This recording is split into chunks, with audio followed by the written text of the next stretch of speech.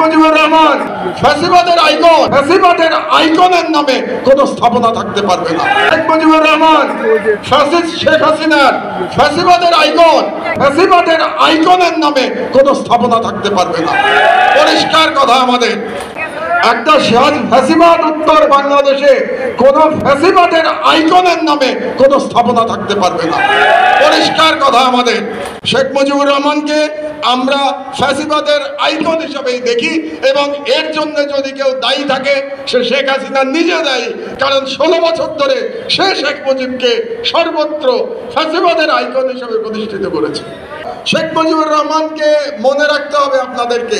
আপনারা যারা শেখ মুজিবুর রহমান সম্পর্কে এক ধরনের সফটনেস আপনাদের মধ্যে আছে, বঙ্গবন্ধু অ্যাভিনিউকে আমাদের পাশে শহীদ আবরার অ্যাভিনিউ নামকরণ করতে হবে। কারণ আপনাদের বুঝতে হবে এই ছাত্র জনতার বিপ্লব শুরু হয়েছে শহীদ আবরারের শাহাদাতের মধ্য দিয়ে। এই ছাত্র জনতার ইন্ডিয়ান হেজেমনি বিরোধী বিপ্লব শুরু হয়েছে।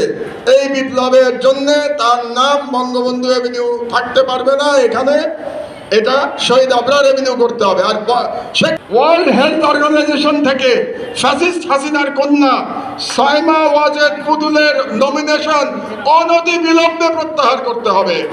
কারণ এই পুতুলকে নমিনেশন দেয়া হয়েছিল জালিয়াতির মাধ্যমে প্রথমত, আর দ্বিতীয়ত অনেকে বলে থাকেন যে এটা তো ওয়ার্ল্ড হেলথ অর্গানাইজেশনের ব্যাপার, আমরা যদি নমিনেশন উইথড্র করি তাহলেও হয়তো তারা তার পদ থেকে সরাবে না।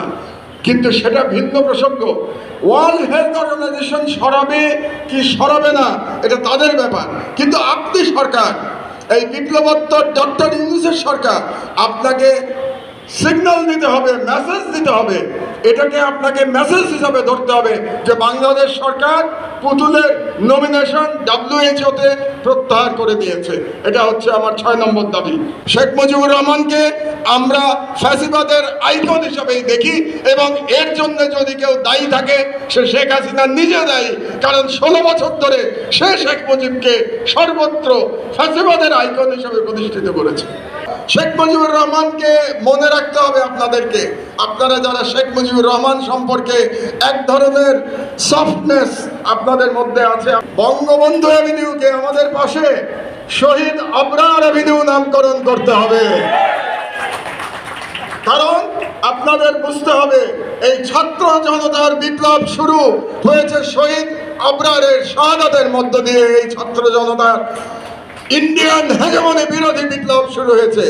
এই বিপ্লবের জন্য তার নাম বঙ্গবন্ধু অ্যাভিনিউ থাকতে পারবে না এখানে, এটা শহীদ আবরার অ্যাভিনিউ করতে হবে। আর শেখ মুজিবুর রহমানকে মনে রাখতে হবে আপনাদেরকে।